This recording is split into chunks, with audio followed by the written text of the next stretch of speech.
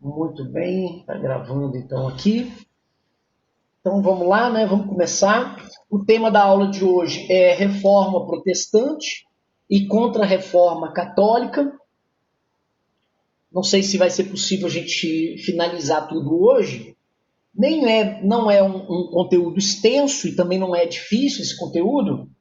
Vamos levando aqui. Se precisar, a gente termina na aula de amanhã. Ok? Bom, então, como eu estava falando com vocês, esses dois temas, né, a reforma protestante e a contra-reforma católica, são dois temas que remontam à Idade Moderna, que é o equivalente à Frente A, não é? Relembrando, para quem ainda tem dificuldade aí de entender isso aí, o material de vocês é dividido em várias frentes, não é só em história que acontece isso, são em todos os conteúdos, né, em todas as disciplinas, em todos os componentes curriculares. No caso de história, são três frentes. A frente 1 e 2 fica comigo, que é a história geral, e a frente 3, frente C, né, A e B comigo, história geral, e a frente C fica com Paulo, história do Brasil. Na frente de história geral, se divide em A e B. Então, A e B é história antiga, medieval e um pedaço da história moderna. A frente B é a segunda parte da história moderna e a história contemporânea, correto? De tal maneira que quando a gente estuda aqui, a gente estuda por temas, frente A e frente B. Então, quando você pega uma apostila, ela está dividida em frente A e frente B. Nesse momento, nós estamos estudando um conteúdo da apostila 6, tá? Da apostila 6. Então, o tema da nossa aula, reforma protestante e contra-reforma católica. Reforma protestante e contra-reforma católica. Muito bem. O que seria, então, ou melhor, qual é o contexto geral que a reforma protestante e a contra-reforma católica se enquadram? No contexto das transformações do Renascimento, que entre as inúmeras transformações desse período, né, 300, 400 e o 500, né, o Cinquecento, dentre esses quase 300 anos de transformação, a gente pode elencar como um elemento que certamente perpassou por vários outros temas, né? O tema religioso, o tema político, o tema econômico, o tema social, que foi a emancipação do homem como força criadora, né? Ou seja, o homem passou a ser visto como uma força criadora, o homem passou a ser visto como uma força interpretativa, uma força de capacidades, uma força de potência, né? E ato, potência e ato, ou seja, o potencial humano e a concretização disso, para utilizar conceitos da filosofia clássica, né? Ato e potência, do Aristóteles. Então, estudar a reforma protestante e a contra-reforma católica é estudar no campo religioso essa visão de um novo homem e da relação do homem com Deus, né? Da relação do homem com as questões religiosas. Como fica a religião nesse novo universo? Como ficam as igrejas nesse novo universo? Como ficam os dogmas, as ideologias, as verdades? Como fica a ideia de verdade revelada, não é? Portanto, não questionável de Deus. É isso? Então, estudar a reforma é entender isso. Eu gosto de deixar isso claro para que o aluno perceba a necessidade de intercalar, de ligar esse tema, né, reforma protestante contra a reforma católica, ao momento, às circunstâncias do Renascimento, tá bom? Muito bem. Então, vamos primeiro contextualizar o período, né? Esse período ele é marcado por mudanças econômicas muito grandes, é um período marcado pelo desenvolvimento do comércio, é um período marcado por novas atividades econômicas de caráter mercantil, pelo fortalecimento do individualismo, pelo nascimento das primeiras práticas capitalistas, apesar de capitalismo ainda não existir, o nome capitalismo ainda não existir, mas de algumas práticas pré-capitalistas, vou dizer assim, para ficar melhor, como, por exemplo, o comércio, a acumulação de riqueza, circulação monetária, a ideia de poupança, a ideia de trabalho assalariado, a ideia de apropriação dos meios de produção, tudo isso está nascendo nesse período aí, o século XV, o século XVI, o século XVII, numa velocidade bastante acelerada, por conta, e aí já anexando isso também, das grandes navegações, das conquistas europeias na América, na África e na Ásia, das novas relações humanas que se estabelecem com novas religiões na América, na África e na Ásia, as religiões indígenas, as novas crenças religiosas, as novas relações entre o homem e Deus. Então, esse é o contexto que nós estamos vivenciando, que nós estamos estudando. Correto? Bom, e nesse contexto de transformações, a Igreja Católica, por ter sido, durante toda a Idade Média, a instituição mais conservadora, aquela que procurou consolidar as bases do pensamento religioso, criando toda uma teologia racionalista para explicar Deus, para explicar a religião e para explicar essas relações, se mostrou durante a Idade Média uma instituição bastante conservadora, né, e avessa a mudanças, correto? Então, essas mudanças que eu citei ainda há pouco se chocam com essa estabilidade da Igreja Católica, esse universalismo de pensamento que a Igreja Católica tentava construir e construiu desde a Idade Média, avançando para a Idade Moderna também. Ou seja, o que eu estou querendo dizer é que, frente a novas ideias, a novas transformações, aquilo que parecia ser imutável, aquele pensamento que parecia ser irreparável, né? Imutável, e que correspondia a uma verdade não só de pensamento, mas também de ações, de vivências, passa a ser um problema para a Igreja Católica. Tá certo? Bom, tradicionalmente a reforma protestante é datada e estudada pelo ano, né? Tem como ano base o ano de 1517, que é o ano da reforma protestante do Martinho Lutero, no que hoje a gente chama de Alemanha, né? Em Wittenberg, no norte hoje da atual Alemanha.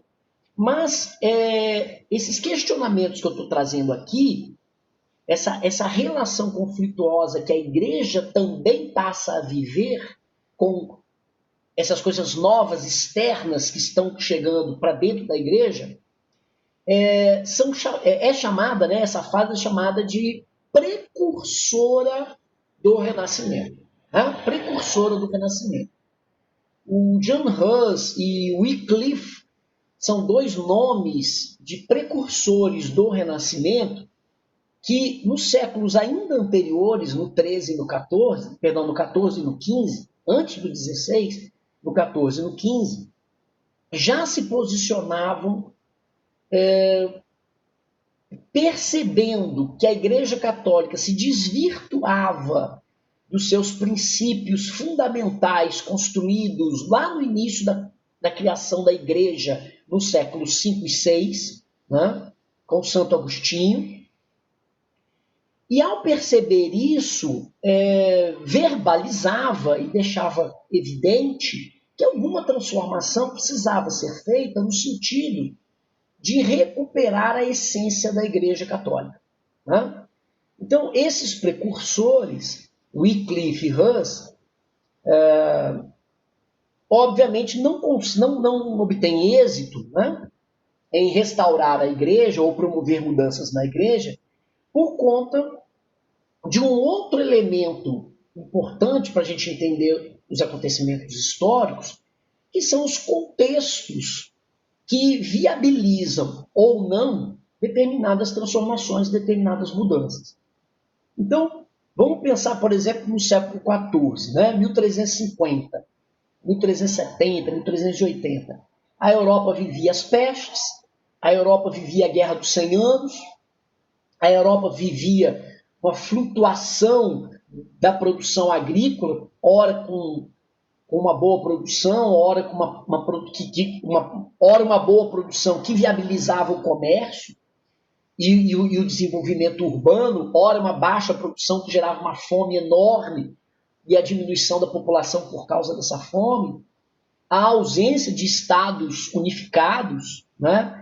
Uma crise política que aumentava cada vez mais, de um lado, a nobreza fragmentada pelos senhores feudais, tentando manter forte o poder local, e por outros senhores feudais se colocando como reis absolutistas, ou absolutistas ainda não é a palavra, mas governantes mais centralizados, né? É a origem do Estado Nacional também. Então, essas circunstâncias certamente não eram circunstâncias favoráveis para uma transformação de caráter mental, de caráter religioso, né? Já que a religião trata também das mentalidades, da maneira de pensar do homem, da maneira do homem se relacionar. Agora, quando a gente chega no século XVI, muita dessas coisas que eu citei aqui, que estavam em processo de transformação, a gente já olha no século XVI, a gente já vê esses elementos já relativamente prontos ou mais estáveis, né? Então, os estados nacionais já existem, né? Claro que ainda estão em processo de organização, mas eles já existem. As pestes e as guerras já não assolam o continente europeu. O desenvolvimento econômico ele deu um salto significativo com a América, né? A ocupação da América e da África. A mentalidade do trabalho, da acumulação de riqueza, já está num processo de desenvolvimento mais acelerado. A própria visão de homem e a relação com Deus e com a natureza já se aproxima de uma autonomia humana, inclusive interpretativa, né, o que vai ser muito útil, por exemplo, quando Lutero sugere a livre interpretação da Bíblia. Né? A livre interpretação da Bíblia só é possível com autonomia humana no pensar, né?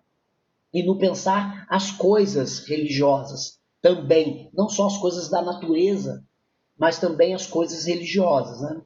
O século XVI é o século do cientificismo. Não é? Enfim, o século XVI é um século onde essas condições estão mais propícias para uma mudança mental no campo religioso. E é por isso que os precursores, o Hus e o Wycliffe, não têm sucesso, mas o Martinho Lutero, no século XVI, vai ter mais sucesso. Né? Porque as circunstâncias do século XVI permitiram que o Martinho Lutero fosse mais, fosse mais importante nesses processos de transformação. Ok? Muito bem. Então vamos falar um pouquinho sobre o Martinho Lutero. Né? Quem foi o Martinho Lutero? Martinho Lutero, para começar, ele é um clérigo, né, de dentro da Igreja Católica, um monge. Então, é uma pessoa que está dentro da Igreja Católica. O que isso mostra? Isso mostra que os problemas da Igreja Católica não são pensados apenas externamente, mas também dentro da Igreja Católica, né? Ou seja, havia parte da Igreja Católica que percebia que a Igreja Católica havia se desvirtuado dos seus princípios básicos, dos seus dogmas mais importantes, né? E que a acumulação de dinheiro, de riqueza pela Igreja Católica, a interferência política que a Igreja Católica frequentemente exercia dentro dos reinos que se formavam dentro da Idade Média, a cobrança de indulgências, né? Que a Igreja Católica fazia e cobrava, e a ideia incansável da Igreja Católica de aumentar a sua universalidade, né, os seus braços de domínio, muitas vezes adotando práticas políticas e não religiosas, e tirando, obviamente, fora isso, né, o casamento, né, que era proibido dentro da Igreja Católica, mas, né, os escândalos eram frequentes de padres que casavam, de bispos, de relacionamentos sexuais, de festas, enfim. A literatura sobre o tema está recheado de ações mundanas, né, que a Igreja Católica se meteu durante esse período. E essa parte da Igreja Católica mais conservadora, obviamente, começou a se posicionar contra isso. Então, esse é o Martinho Lutero, o cara que está nesse contexto. Tá joia? Nesse contexto. Bom, então eu quero compartilhar aqui com vocês agora, de forma mais... isso é mais uma introdução, né? De forma mais sistemática aqui, o meu PowerPoint.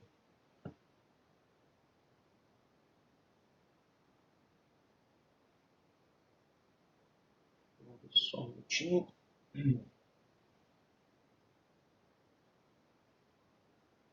PowerPoint esse que eu vou passar assim, bem rapidinho, tá? Não vou me deter no PowerPoint. Depois eu posso disponibilizar também, sem problema nenhum. Ok? Então vamos lá, aqui é o processo de reforma, né? Então nessa primeira tela aqui, eu estou trazendo para vocês alguns pontos que eu já comentei para vocês, né? Então aqui o século XII, XIII, XIV, como é que a Igreja Católica vai se formando, e também como é que ela vai se desvirtuando, o que é considerado o desvirtuamento da Igreja Católica, né? A cobrança de indulgências, a influência política que a Igreja Católica exerce, a acumulação de riquezas, enfim. Então, essa tela aqui vai trabalhar sobre a origem da reforma, né, os precursores aí da reforma, tá bom? Então, a gente já comentou sobre isso aí, depois você dá uma lida nesses pontos aí quando eu disponibilizar.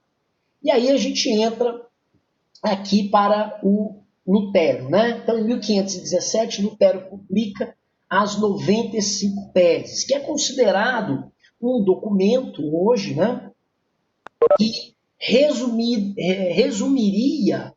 as ideias reformistas do Lutero em 95, a gente pode entender como 95 sugestões de mudança para a Igreja Católica. Então, o que o Lutero está fazendo? O Lutero está sugerindo 95 mudanças, né, para a Igreja Católica. Perceba então que nesse momento não existe por parte do Lutero nenhum interesse de separação, de rompimento com a Igreja Católica, né?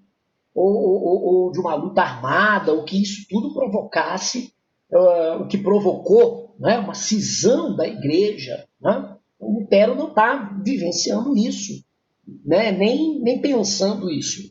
Mas é o que de fato vai acontecer pelas repercussões da ideia do Lutero e pela própria ação da Igreja Católica. Né? E qual é essa ação da Igreja Católica? A perseguição, Martinho Lutero, Posteriormente, o julgamento, a condenação, a exclusão de Lutero da igreja, né? Lutero é excomungado, o que naquela época era muito significativo, né?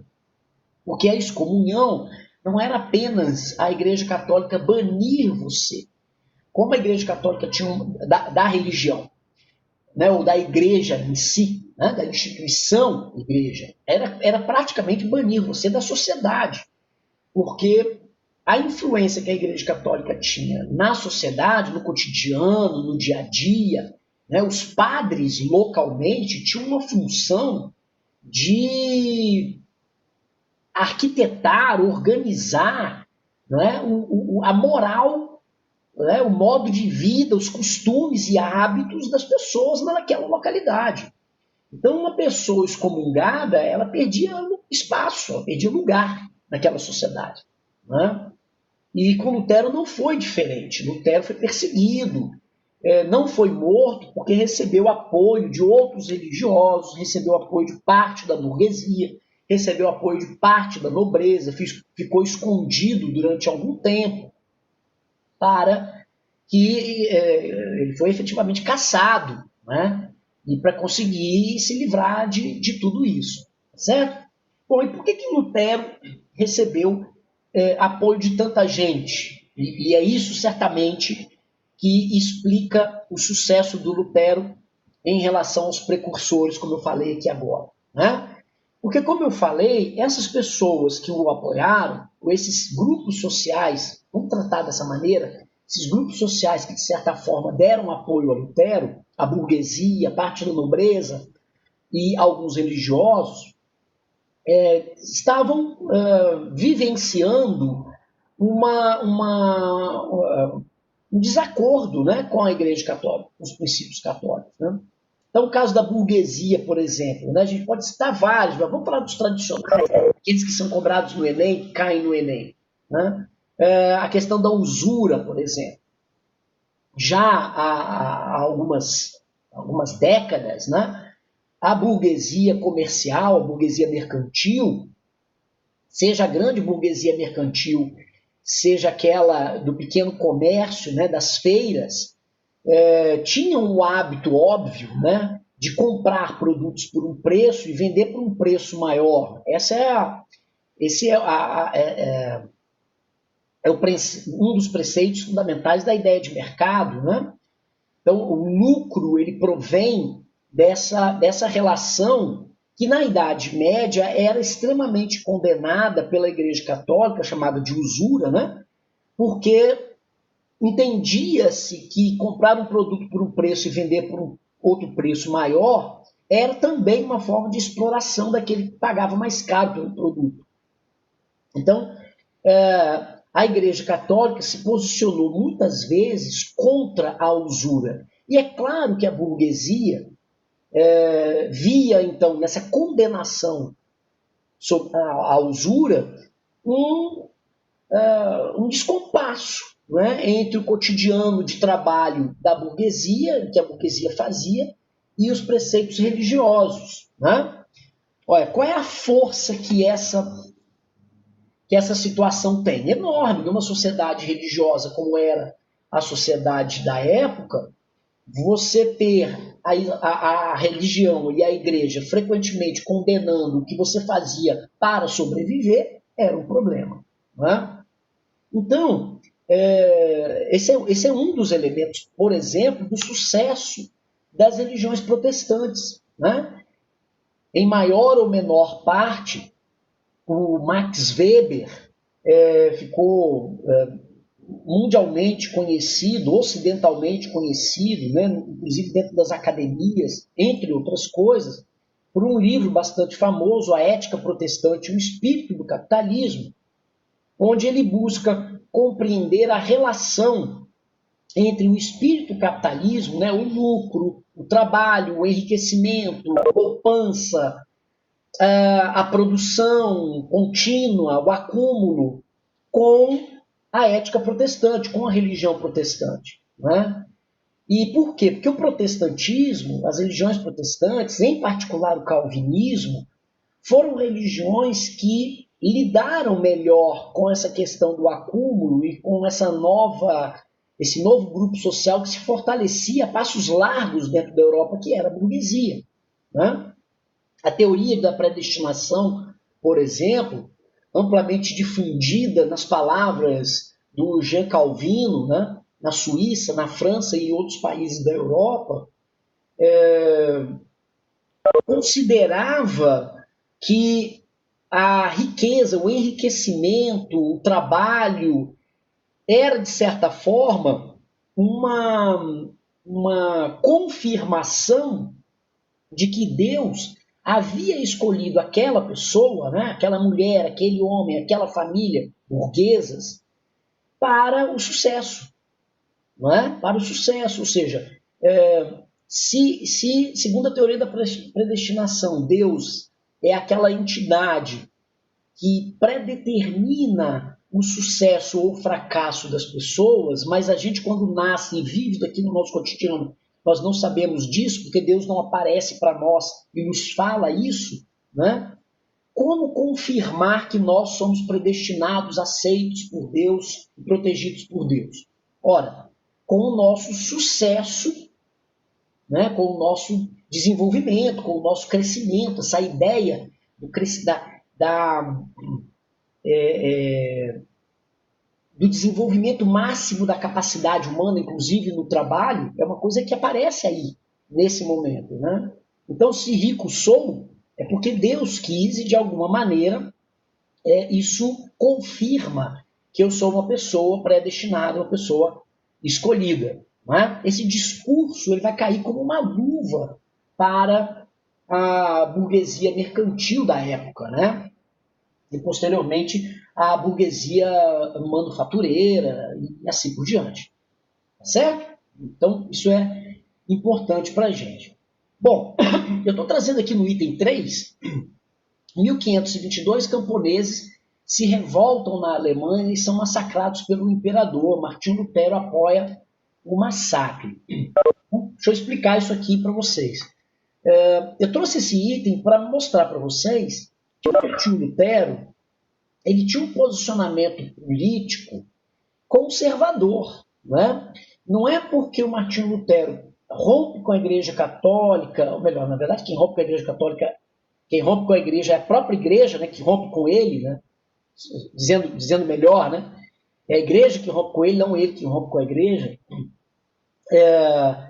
Então, a gente pode imaginar assim, não, o Martinho Lutero, então, era um revolucionário. Não, ele não foi um revolucionário, muito pelo contrário, ele era um homem conservador, um homem que apoiava os dogmas católicos, e tanto era conservador que ele condenava essas práticas mundanas que a Igreja Católica promovia. Mas muito influenciado por essa visão de autonomia do homem. Não é? De autonomia do homem, a gente vai ver daqui a pouquinho. Acho que a gente pode ver até aqui agora. Um compartilhamento aqui com outro material aqui. Essa aula vai até que horas, pessoal? Eu me empolguei aqui. 11h20, ok. Então tem que ficar esperto aqui, já faltam só 15 minutinhos. Então vamos lá, olha lá. Vou compartilhar aqui agora. Eu já deixei aqui prontinho para vocês. Esse material está na sua apostila. Eu posso disponibilizar também. Tá? Então vamos lá, olha aqui, o luteranismo. Ó. Enquanto a Igreja Católica sustentava 7 sacramentos, Lutero reduziu o batismo e a Eucaristia. Né? A relação entre o homem e Deus virou uma relação mais simples, uma relação mais direta.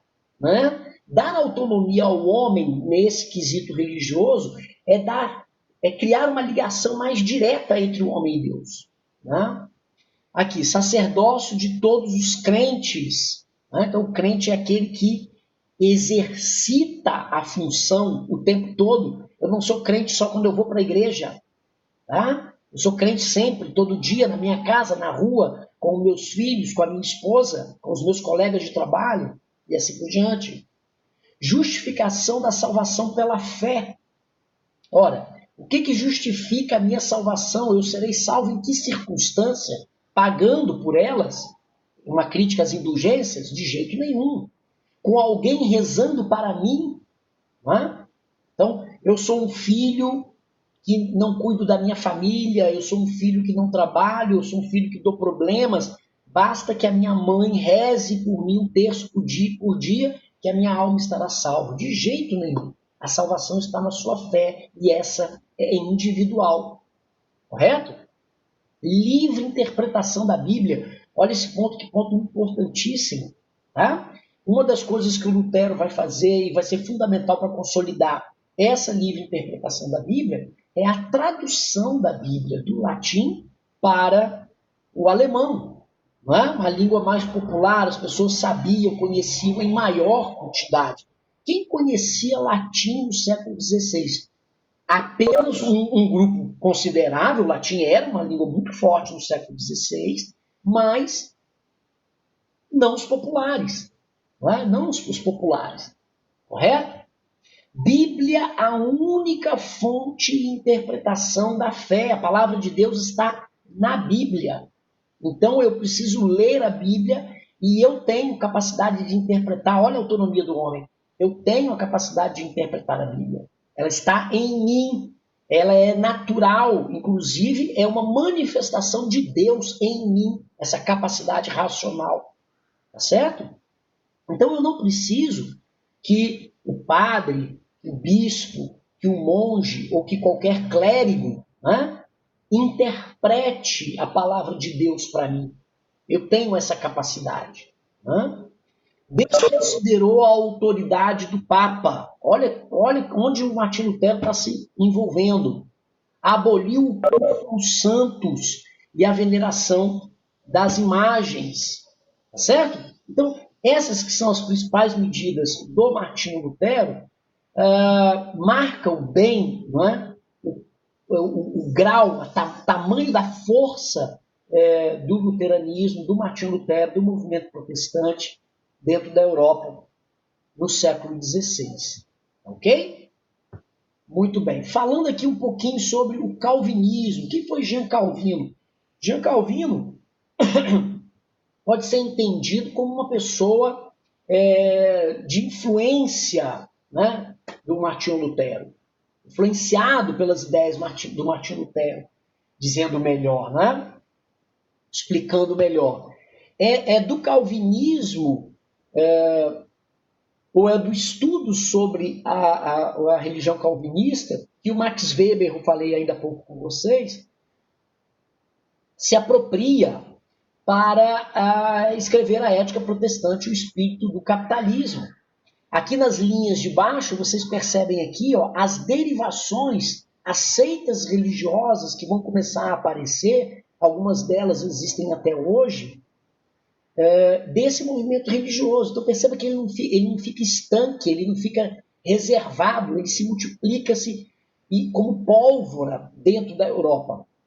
A Igreja Católica perde um contingente considerável de fiéis para o protestantismo. E é por isso que a Igreja Católica vai se utilizar de toda a força possível, política e militar física, para conter o avanço do protestantismo. Não vai dar certo. Né? O que é a Inquisição?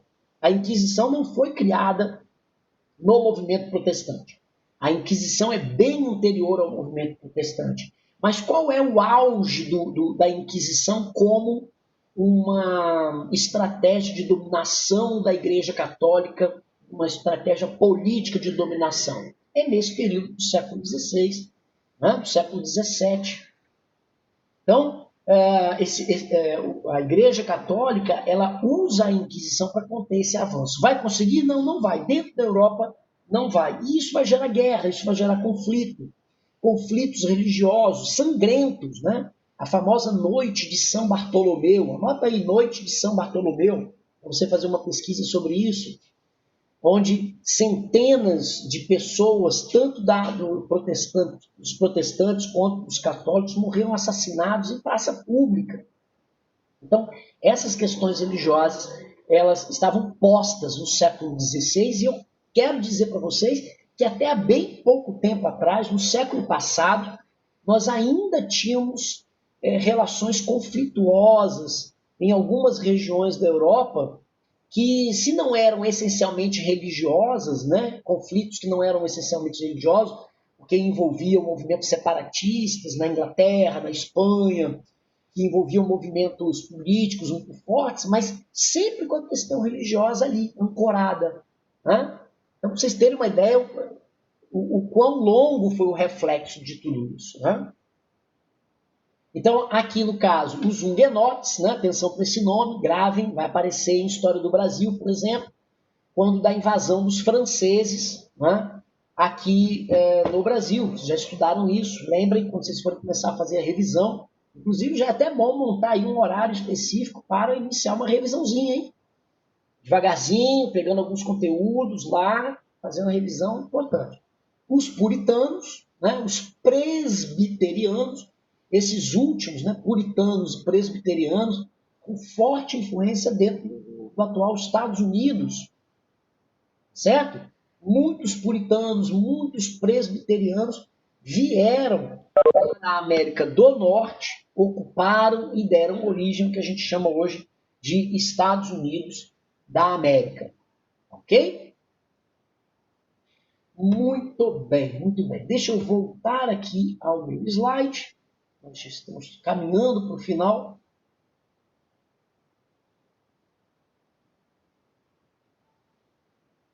Estão vendo o slide? Não. Não estão. Calma que eu preciso aqui, obviamente, compartilhar, senão não vai. Aqui.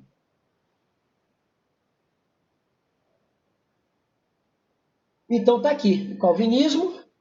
Né? Vamos botar ele aqui em tela cheia.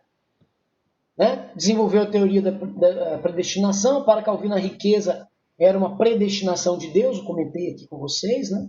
A burguesia se justificou com o calvinismo, já que a riqueza e a usura eram permitidas, como eu falei, né? O calvinismo vai servir como uma luva para a burguesia. Né? A salvação pela fé. Como Lutero, Calvino defendia o fim do culto às imagens, né? Apenas 2 sacramentos, batismo e Eucaristia. Ok? Então, esses aí são os movimentos. Eu vou deixar essa parte, então, para a aula de amanhã, a Contra-Reforma Católica. Faltou a gente falar também sobre o anglicanismo, ok?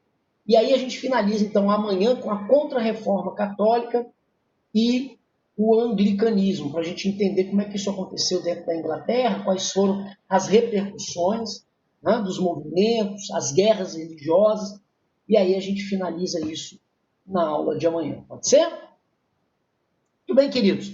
Vocês têm alguma dúvida, podem perguntar alguma coisa? A hora é agora. Aqui o Samuel perguntou aqui, perdi um pouco, Lutero foi influenciado pelas mudanças ou ele é conservador? As duas coisas, ok? Ele promove as mudanças, mas as mudanças não são mudanças para mudar a Igreja Católica e o pensamento católico. É condenando as ações da Igreja Católica que fugiam daquela tradição conservadora católica. Tá certo? Então ele foi um conservador, sim, tá, Samuel? Tudo bem? Mais alguma pergunta, pessoal? Escrevam aí no chat.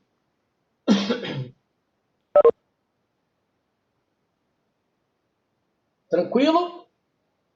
Muito bem. Vou finalizando então aqui. Nós nos encontramos então amanhã. Beleza? Forte abraço para vocês e até amanhã, se Deus quiser, pessoal. Valeu!